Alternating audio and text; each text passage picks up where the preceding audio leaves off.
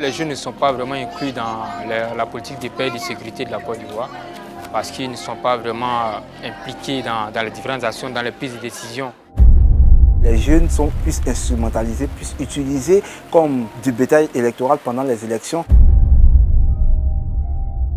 Quand on part dans la communauté, les gens trouvent que nous sommes trop jeunes pour intervenir dans les questions de cohésion sociale. Il faille que les jeunes, comme les adultes, on peut dire les aînés, puissent se comprendre, puissent s'entendre. La chose qui est commune à nous tous, c'est la paix et la cohésion.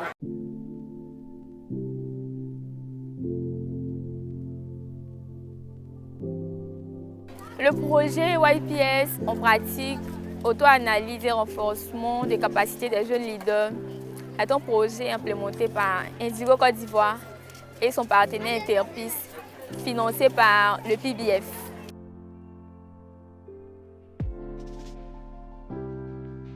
Je suis Trao Fousseni, mon initiative est au nom de l'AJUP, qui signifie l'Association des Jeunes Unis de Belleville, qui a été créée en 2012 à Belleville, dans la commune d'Aboubo. L'AJUP a mené en un premier temps des activités d'opération coup de balai. L'opération coup de balai qui a permis de pouvoir réunir tous les fils de la communauté, voilà, parce que le quartier n'est pas vraiment propre, comme on le voit ici tous. Le problème de cohésion sociale que l'AJUP va essayer de régler ici à Belleville, d'abord nos guerriers religieux même ne se parlaient pas, nos chefs communautaires n'étaient pas associés. La jeunesse aussi ne s'associait pas afin de pouvoir mener des activités ensemble, chacun était un peu réticent l'un envers l'autre. Cette initiative, c'était d'abord de créer un cadre d'échange entre les aînés et les cadets, créer un brassard communautaire entre même nos guerriers religieux, chefs communautaires et cette jeunesse-là engagée dans ce processus de dialogue démocratique.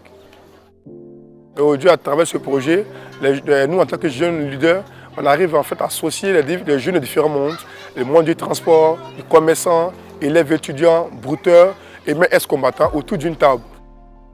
Ce projet nous a permis de pouvoir se parler entre nous, ce projet nous a permis de pouvoir associer les autres membres de différentes communautés. Et grâce à ce projet aujourd'hui, Belleville 1.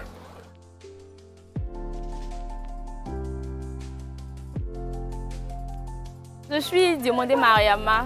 Mon initiative, c'est la JUD, ce qui signifie Jeunesse Unie pour le Développement. Nous avons monté un projet qu'on appelait Brassage communautaire Doucouré Yaosei. Il s'agit en fait de trouver un lien pour que les habitants du quartier Doucouré et Yaosei puissent vider leur sac par rapport à tout ce qui s'est passé lors des précédentes crises.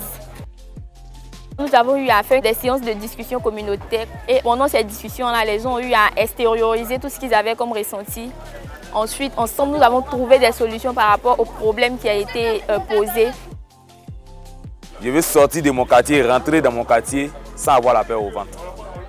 Et c'est en venant dans ce genre de coin-là, pour parler de cohésion sociale, que j'arrive un peu à connaître les autres.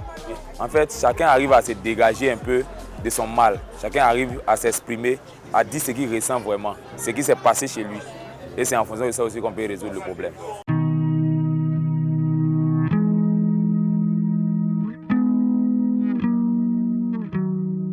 Parmi les recommandations de l'agenda YPS, il y a notamment le besoin de mettre les jeunes vraiment au cœur de la participation dans les actions de paix. Aussi d'avoir une approche préventive, donc pas attendre que la situation ait dégénéré pour impliquer les gens. Le projet YPS en pratique a pour objectif d'améliorer le leadership des jeunes sur les questions de paix et sécurité. Ce projet a été mené sur une période de 21 mois qui a consisté en fait, à faire une sélection de 8 initiatives composées de au moins 5 membres par initiative, donc une quarantaine de jeunes.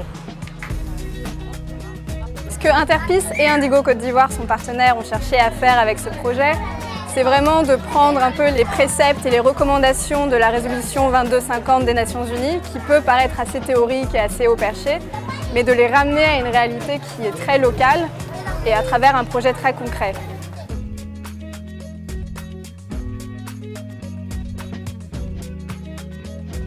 Ces jeunes ont bénéficié de plusieurs formations, dont des formations à la méthodologie de la recherche-action participative. Ils ont également été accompagnés à la mise en œuvre de plans d'action. Nous travaillons déjà dans nos communautés. Mais la manière dont ce projet est venu, c'est-à-dire la méthodologie même de ce projet, nous ne l'appliquions pas avant. Ils nous ont appris plusieurs choses, comment on fait la cartographie, ils nous ont appris aussi la méthode d'écoute aussi, comment aller vers les gens. Ils nous ont appris aussi à être des personnes qui peuvent écouter les gens et ne pas prendre le parti. Avec ce projet, on a pu donner des postes de responsabilité à certaines femmes. Moi, par exemple, j'ai eu à faciliter des focus group. Ça m'a permis en fait d'avoir confiance en moi. Pendant tout ce processus, il y a eu 7 mentors qui nous ont accompagnés en tant que jeunes.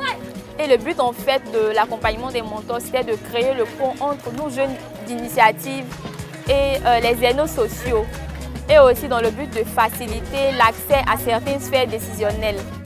Il y a les aînés sociaux qui pensaient que peut-être nos jeunes qui ont été formés par Indigo venaient pour prendre leur place.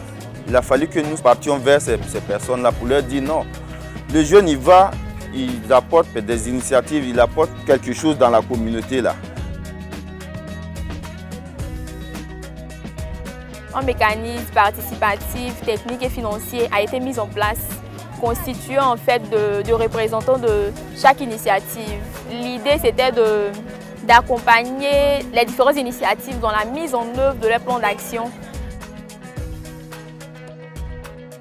Ces 40 jeunes de ces 8 initiatives, ils ont eu vraiment leur capacité, on va dire, en gestion et conception stratégique de projets qui ont été renforcées.